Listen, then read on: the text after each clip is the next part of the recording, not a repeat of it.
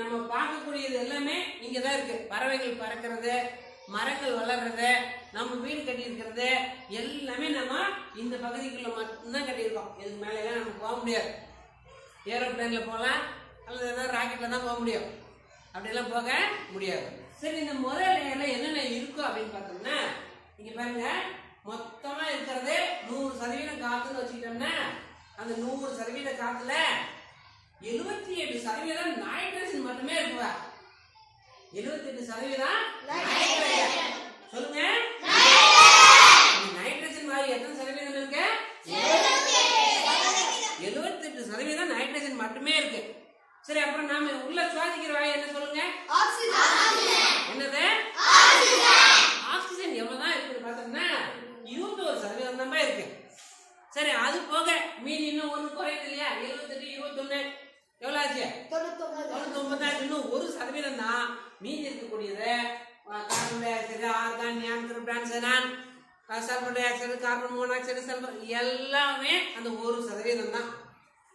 புரியுதா? Water vapour எல்லாமே சேர்ந்து ஒரே 1%. சரி, இதெல்லாம் எதுக்கு பயன்படுது? கார்பன் டை ஆக்சைடு எங்க வருது சொல்லு? நம்ம வெளியே வர்றது கார்பன் டை ஆக்சைடு, உள்ள எடுத்துக்கிறது வெளியே வருகிறது கார்பன் டை ஆக்சைடு. ஒரு சின்ன ஒரு ஆய்வு கொண்டு பாருங்க. எல்லாம் கொஞ்சம் சுண்ணாம்பு போட்டிருக்கேன். வாடா பிரவீன் வா. இவனும் சுவாசிக்கிறான். வாடகை இவன் நல்லா சுவாசிக்கிறான். நம்மள மாதிரி சுவாசிக்கிறான். நம்ம தானே சுவாசம் இல்லைன்னா உயிரே போயிடும். நம்ம தானே. உள்ள என்ன வாயு இருக்கிற? ஆக்சிஜன். வெளியே என்ன விடுற? நீ கார்பன் டை ஆக்சைடு வெளியே விடுறேன்னு நான் இப்ப உங்களுக்கு டெஸ்ட் பண்ண போறேன். இதுல ஊது. கை மாற்றி காட்டு. நீ கொஞ்ச நேரம் ஊது.